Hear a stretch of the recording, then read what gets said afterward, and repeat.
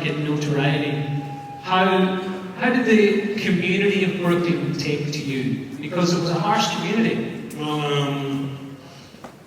they're very proud of me. You know, I always got the best table at the restaurant. I always got the best girlfriend. I always got the best food. I was very spoiled. Too spoiled? Probably. If you could talk to that 13-year-old kid now, what would you say to him? I told him to have fun, man. That's what life's all about, having fun. So, but in fairness to you, it is one thing you have done throughout your career. You've always had fun, haven't you? Yes.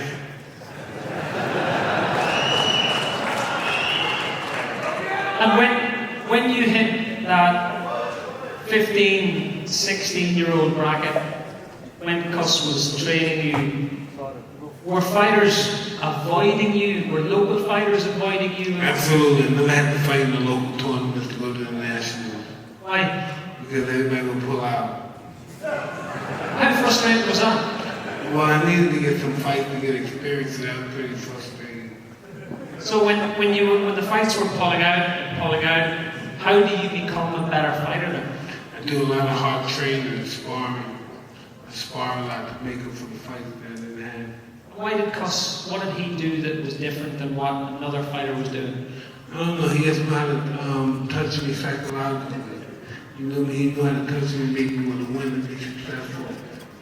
He made you want to be not only successful in the ring, but in life as well. Absolutely. What did he bring to your life?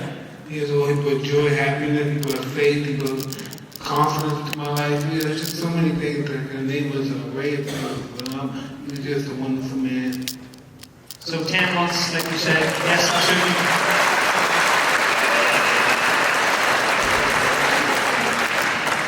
10 months before you had the biggest fight of your life, Cuss passed away. How hard did that hit you? It might sound like a stupid question, but how tough did it hit a kid like you from Brooklyn? You know, I couldn't think I was overwhelmed at this particular time. But because I always worked on discipline, he said, regardless of whatever happened to me, we have to go on, you know, be checked. And the man, Ireland here has a long tradition of really good handball world champions, right? Okay. And you go, there's a fact for you, right? But I understand it was another handball world champion in Jimmy Jacobs who came in to take over and take Cuss's mantle, so to speak. Yeah, Jacobs was my manager. He was a great handball player. And what was it about him that you really enjoyed working with? Well, he was a good guy. He was a decent guy. I knew him since I was 16 and I trusted him at the time. Right, so talk to me about the journey to be world champion, right? When did you know that it was going in the right direction? Well, at 14.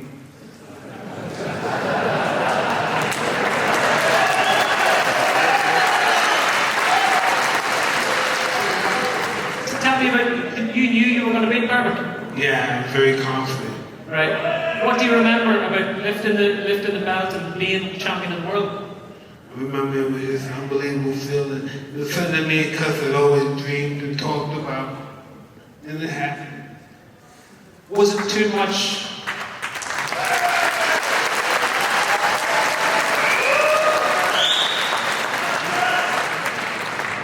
Was it, because said 20, you wanted to show Cuss you could do it quicker. You did it by 18. Was it too much too soon? No, maybe it was, but it's something I was enjoying. You know, so all that I knew how to do was fight at that particular time. What else did fighting bring to you? How was your life then? How was your lifestyle? I thought it was pretty awesome.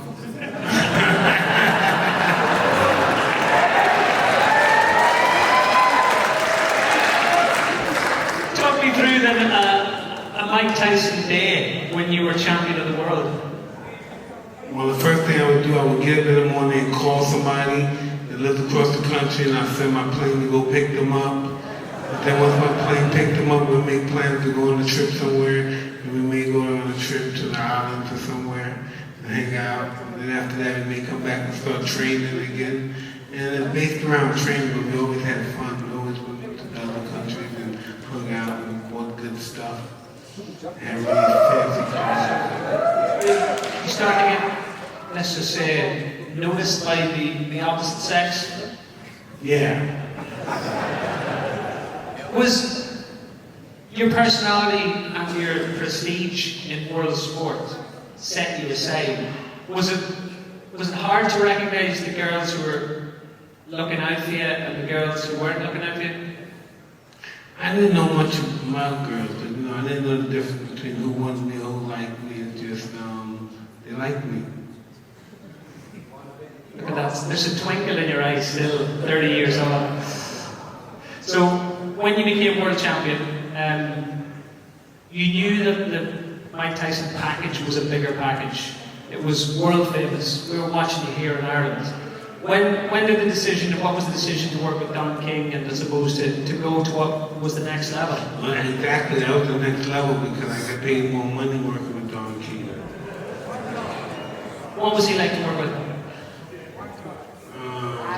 Wanker.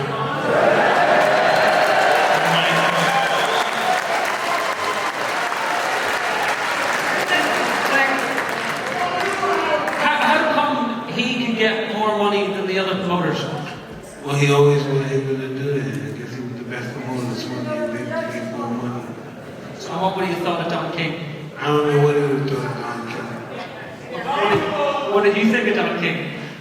I don't think bad about anybody. Now, the Michael Spinks fight, first round knockout, meant that your dream kept building and building. Where were you in your life when that happened? Not just the ring, when that happened. So you got billions of dollars, Don King. Yeah, I have millions of dollars. I'm married now. I have a horrible marriage, and it was just really going bad. Everything was going well inside the ring, but outside the ring, everything was just falling apart. In that, someone shouting Doncaster. Yeah. In that first marriage. You been to Doncaster before? Yeah, I have. Yeah. Wow. It's no Dublin. What were you doing in Doncaster? I live in England. I live over beside it. Oh, okay. What were you doing in Doncaster? I have friends in Doncaster. Have you? Yeah. Are they here tonight? I'm sure some of them are, yeah. The Doncaster Massive in? Of all the things I didn't expect to be saying tonight was a big shout out to the Doncaster Massive. One fella. So, in that part of your life, so when did you recognize that things weren't right? Marriage, money, etc., etc. What did that do to you? Well, I needed another wife. That was the first thing.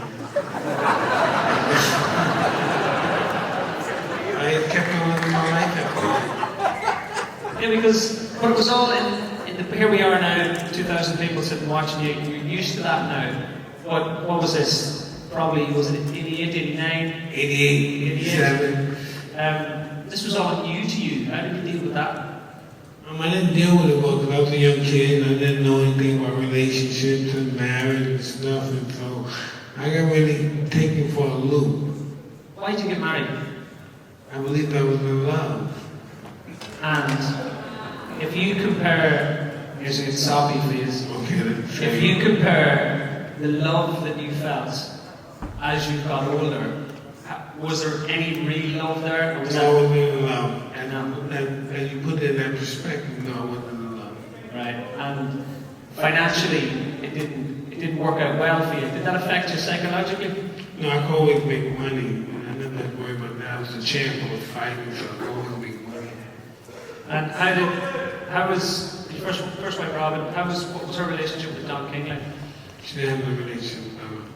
Right. So that was that done. You were finished with that. And it was time to get back to work, wasn't it? After that. What did you do after that? I don't know, I fought somebody. I forgot about, I think I fought Frank Bruno after that. Did that, because you were still knocking people out, once you were able to continue doing that, Did it feel like the rest of your life was okay? No, because I was heartbroken, so I thought it was still in the hole. So, a lot of things in your mind is attract problems to your brain. Yeah, how did you deal with that? I didn't deal with it well. And what were you replacing that with? Were you replacing that with fighting and training, or were you replacing that with going out and just being a young man? I did both, a little bit of both. Which did you prefer? I prefer both of them. Okay. And what is a training session like? So talk me through, right? You're world champion, you've been through marriage, drama, done things in your life. What is a training session to Mike Tyson? Okay, you want to know? Get up 3:30 in the morning, go for your run. You may run 6 miles, you come back. Then you do your exercise. You have to do 2,000 sit-ups, 1,000 push-ups, some neck exercise, probably a couple of hundred neck exercises. Then you got to get in the hot tub and boil yourself for your aching muscles. Then you get up and you go to bed, and at 12 o'clock you go back to the boxing gym. You stay there for like 2.5 hours. Then after that, you go to the health club gym. You get like an hour rest. You go to the health club gym. And you stay in the health club gym for another 2 hours. And then after that, you come home and go to bed. Were you fully dedicated at this point when your marriage broke down? And were you dedicated to that routine? Pretty much, yeah. When did you do the partying? When did you enjoy yourself? I had my time. I partied a lot. What can you remember any big celeb parties or big parties where you recognized I have arrived? I can't tell you.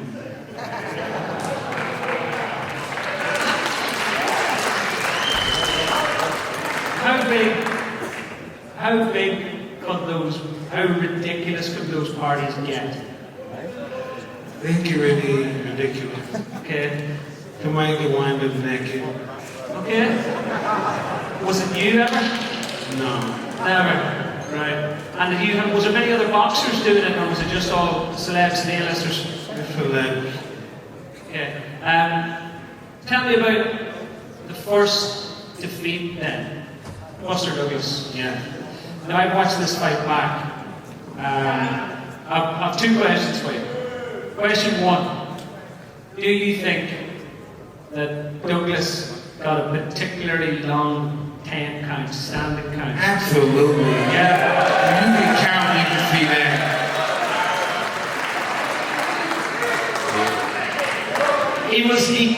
I think it was the standing up bit. It was the bit with the referee and he was still dazed. And the referee paused for what was probably 2 seconds. Could you see that? I saw that, but nothing I could done. Psychologically now, right? You're at that stage, you're probably thinking back to your childhood in Brooklyn. You're thinking about your training. You're thinking about how your life's gone. How do you deal with your first defeat? Go back to the gym. Because it all stuck is on, it's all something to do with going to the gym.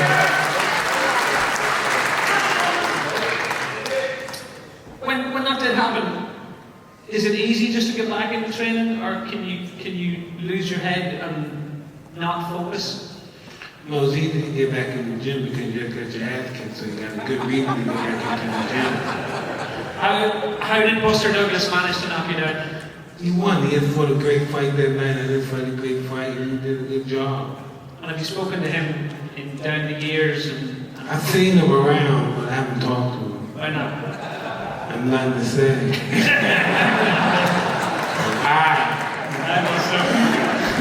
How are you? Thanks for kicking my ass. Cheers. Although standing 10 count, you should have beaten the 8th round. But then, did you have the right trainer, people behind you to go, right, that's the kick in the ass you need? Well, I know I could have beat Buster, but it wasn't my fault but my own. I don't ever blame anyone when things go wrong. When things go wrong, the only reason they went wrong is because I didn't do my part. How do you not do your part? I trained hard enough. So does that mean not getting up at 3 in the morning, not Yeah, 100%. Right, and then does that mean instead you were jumping in your private jet or going across the country, Yes. having a bit of fun? Yeah, too much fun. Do you still have a private jet? No, Why?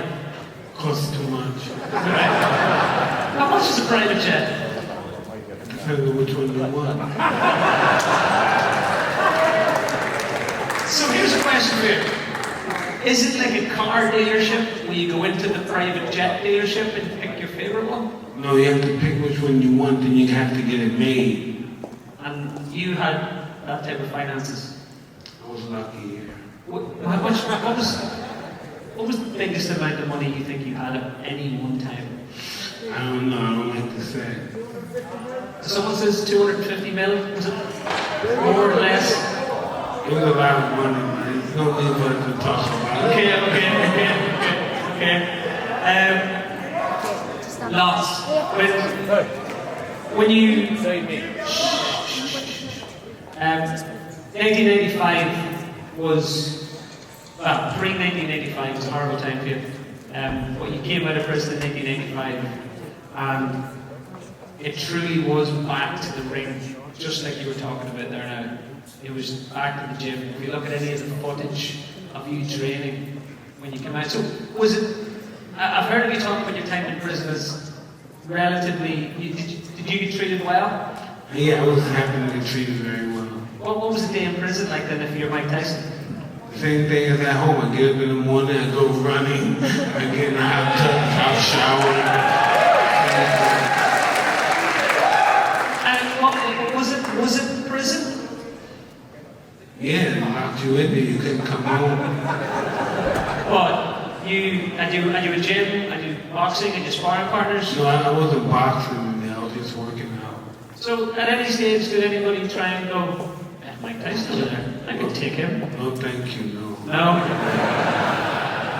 Was there any trouble in prison? I was A-class prisoner. Is that because you were getting well looked after? No, that's because I wanted to come home. Okay. And that's because you were Mike Tyson as well? Yeah. How did that section of your life shape you as a human being for the next number of years? It just made me realize that I had a lot of things to do out there. I didn't have enough time doing it while I was in here, so I needed to go outside and I need to establish my life. Does it make you angry though? I don't get angry that much. You know what I mean? There's nothing to get angry with, you know, with myself. I'm not going to be angry with myself. Okay, so 95 came. You had been inside and you come out to your first fight and you're still able to take somewhere in the region, and forgive me for talking about money again, but this is how I suppose fights are measured. $25 million fight. Why do the world still want to see Mike Tyson? You have to ask them. Why do the world still want to see Mike Tyson?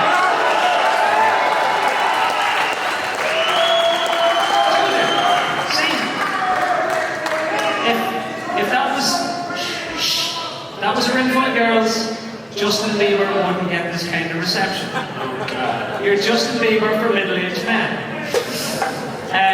So, the first fight, when you come out, someone's smack him one. Jesus Christ, will you go easy? That's why I'm over here. The purse, $25 million, what was it like to be back? I was just happy to be back. I was happy to be with my family, happy to see my friends, happy to win the fights, and I was just, man, that was the best life I could live. Yeah, and what do you remember about that fight?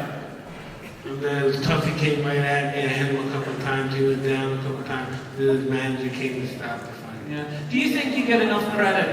Now, you get a lot of credit for being really powerful uppercuts, specifically at the start of your career. Do you think you got enough credit for your movement? Because having watched millions of videos back over the last number of weeks, do you think you got enough credit for your movement and your, I suppose, your prowess? Because people just thought you were a power puncher. I don't know. But it's just like that. They had a lot of great movement, and head movement, and feints, and that was very successful for me. I mean, How often would you work on that uppercut? Every time I train. Do you recognize how iconic it is? Would that uppercut be the most iconic uppercut in boxing? Do you look back at videos and see that uppercut? Well, I don't look at my videos much, but I used to have a good uppercut, yeah. You don't look back at anything? No. Why? I got a new life. I got a cannabis business now. I do so many other things that I'm happy to do it. I don't think about boxing that much. Yeah. So then, when it felt like then after that, your career was destined to go back to where it was because of the power of the comeback fight, because of the purse of the comeback fight. Don King was talking you up and back, greatest man in the world, you're back. And then there came the Evander Holyfield saga, some years down the line. So I watched your video there now. You and Evander Holyfield can't have a joke about what happened. So Evander Holyfield, it feels like the fight itself, the first fight particularly, it was set up to be a big fight. Was Holyfield as good a fighter as people were saying he was? He was good enough. Was Holyfield as good a fighter as people were saying he was? He was good enough, yeah. Because I have a look at the sort of numbers and have a look at the two fights. Do you think he gets more notoriety because of his two fights with you and what happened rather than his ability as a heavyweight champion? Absolutely. You got to fight there. I can see I'm trying to see if I can see that scar on your eye from the Holyfield fights. Talk me through about his style, if you will, when you were fighting him, what he did in those fights. Well, he headbutted me 14 times that the referee counted. And the referee didn't give no warnings or anything. And so I got angry, I got frustrated, and took matters in my own hand. That's the problem though. It wasn't your own hands, so to speak. What does Evander say about that these days? There's nothing that he can say. What can he say? Okay. And what happened?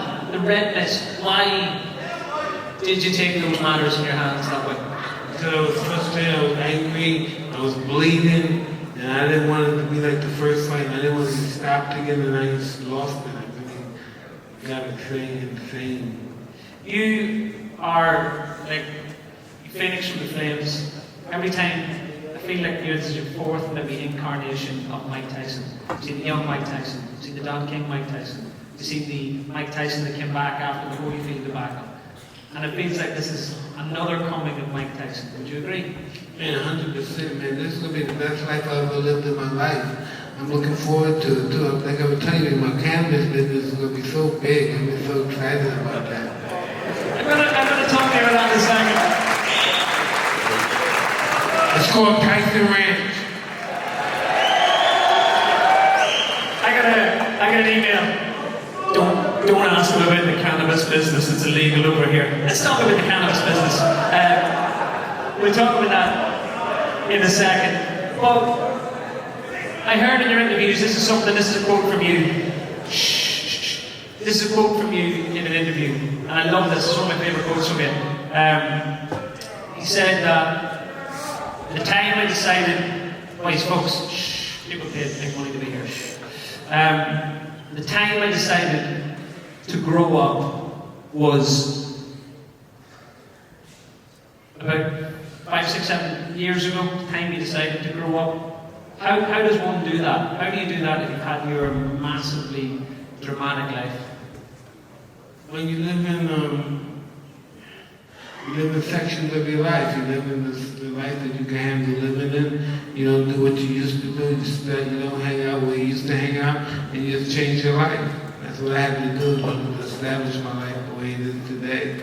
What was the point that made you say, right, I'm gonna set those goals? I got tired of feeling pain.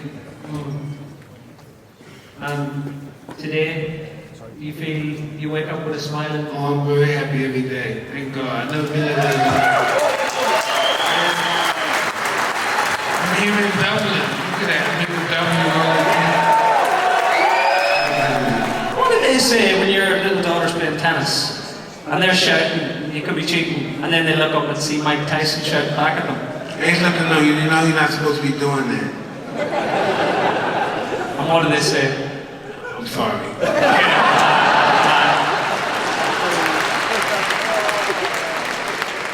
I love this incarnation of Mike Tyson. I love this new Mike Tyson. Much of that must be down to the Hangover movies. Has to be said. The character that you played in the Hangover movies, because nobody thought that they were going to be as big as they became. And then there was Mike Tyson. Phil Collins and all. What was that experience like? How did you end up with that? Man, that was just such one of the most exciting experiences I've ever had in my life. Just to make it, I've been in the movies with these guys, and we took a movie that was unknown, and we took it to the stratosphere, and we made it iconic, and we did 3 of them, and we had success in all 3 of them. And that alone just makes me feel really proud to be able to be involved in that whole demonstration.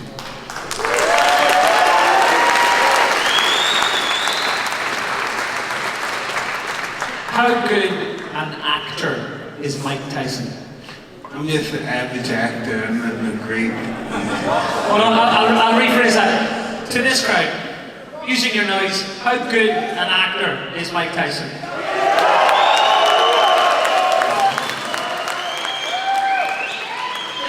It must be brilliant because... It must be brilliant. Give it time. It must be brilliant that you can, like you were saying, $22 million in debt, right?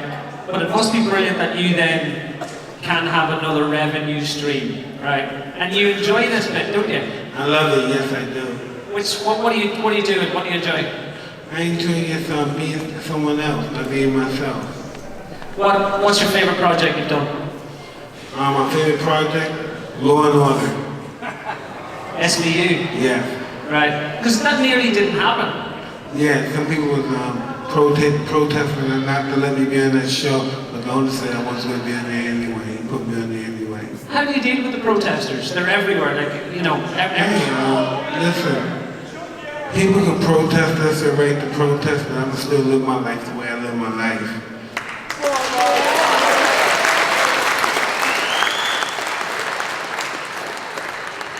I remember being in Poland about 5 years ago and just walking in a random weird street in Poland and a massive sign at the size of the bus with Mike Tyson's energy drink on the side of it. Yeah, I have a big energy drink corporation in Poland. It's been successful all over Europe.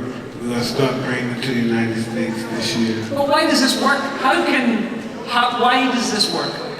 Hey, I don't know how this works. I don't even ask how this works. I'm just very grateful that it does work.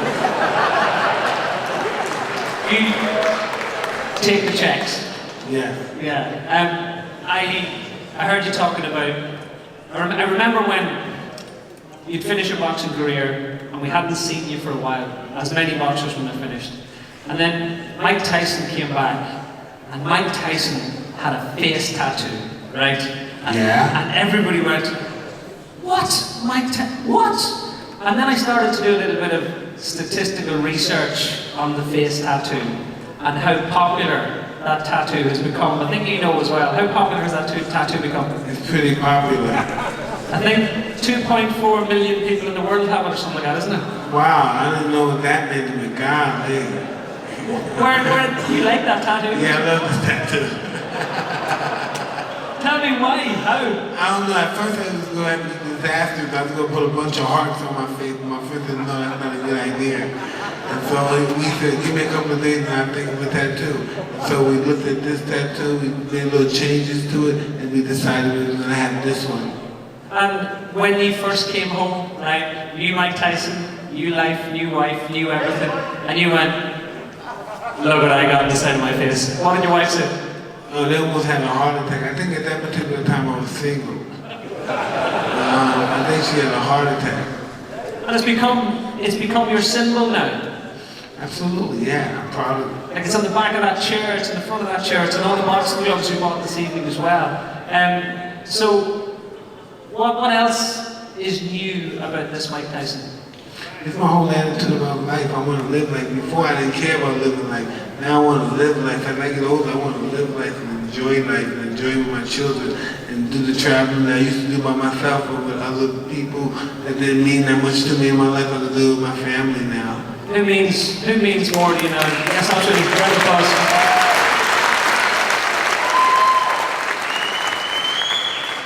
Have you been able to make amends with any of the people who may have, let's just say, suffered under the early incarnations of Mike Tyson? Absolutely. I made amends with everybody I had to make amends to. Because, you know, I was going through my Alcoholic Anonymous, and during that process, you have to make amends with everybody that you harmed. And I made my amends with everyone. How long did that take? It took quite a while, about 5 years. Okay. And with AA, how was that part of your life and how is that going now? Well, that's pretty good. I feel pretty clean in my life. I feel pretty altered in my life. I'm pretty excited about life. So how difficult is it to be sober, yet to have a cannabis company? How does that work? That's just what it is. It works. I don't know how it works, but it works. So with America and the legalization laws, I know you met some good business partners. How's it going? How is it? It's going good. Tyson Ranch is kicking up and we're doing well, and we're getting ready to take over the world. Now, any good CEO of a company would have to test its own product, obviously. Absolutely, I'm the president. Okay, sorry, the president. Okay, excuse me. Apologies, Mr. President. How is the product? Product is splendidly #1. No one can touch it. And what are you doing? Have you rolled it out yet, or is it just being developed? No, it's perfected to work right now. Okay. And when do you want it on the shelves? It's on the shelves right now. Oh, it is on now? Yeah. Okay, and how's it going? It's going really well. Right, congratulations. You should read up on it, read the results of it. Yeah? Yeah. Congratulations, because it must be a risk, must be like a risk, things like that. I feel good about it. It's a no-brainer. It's got to be successful. Okay. What else is the new champ, the new Mike Tyson? What else are you doing to put that smile on your face? Because you have got that smile on your face again. Well, I got my new CBD water that comes out. I have my drink, of course, that you saw in Poland coming out. And I'm just really excited about those two conglomerates. When are we going to see you on screen again? I don't know. Jamie Foxx is going to portray me in my life story. So maybe I get a role in that one.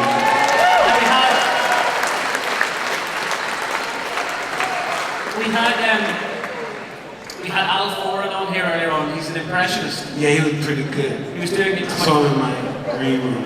He was doing his Mike Tyson impression. I've heard Jamie Foxx's. What do you make of it? Pretty good. So how do you do a good Mike Tyson voice? What would you say to Al, who's back there somewhere? I don't know. Maybe you should put it very high. My voice used to be really high before, but I think I'm smoking so much cannabis. Mike Tyson. So, what is your view on boxing now? We couldn't be here tonight without the memorabilia we sold, with everything tonight.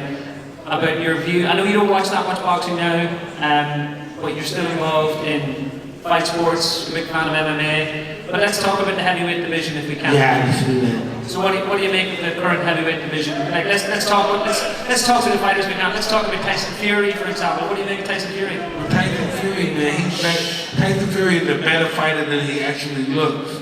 You know what I mean? For him to beat Klitschko, that was really amazing. No one thought he was going to beat Klitschko when he beat Klitschko, and that was really amazing. And I hope he's in shape, because he hasn't fought in a while because he got into trouble somehow. And I hope he's good enough to shape the fight out there well. And can you reach out to fighters like that? Because you went through many of the similar things that Tyson's gone through. Absolutely. And can I ask, have you reached out to him, or have you just... Yeah, I talked to him. Okay. And what type How's things with him? How's his mental health? He looks good, he sounds good, and he's ready to go. Okay, what about Deontay Wilder? Oh no, I don't talk to him.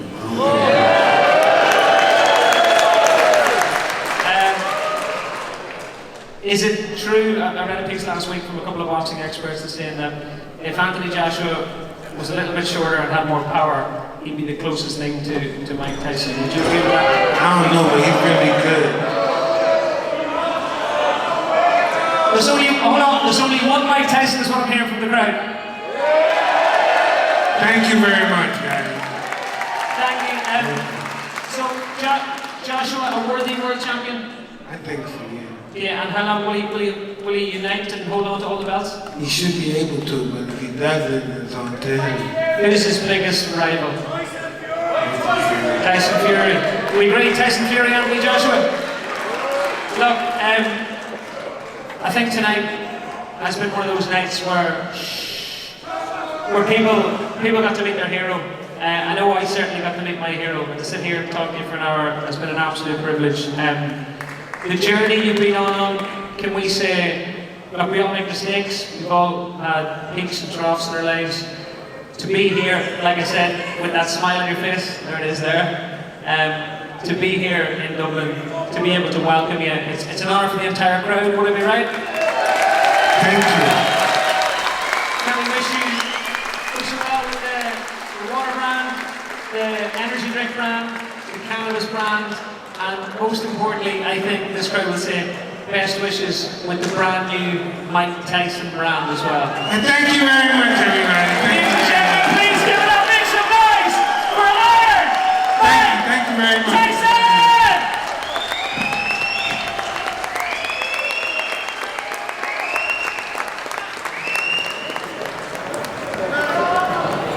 Folks, you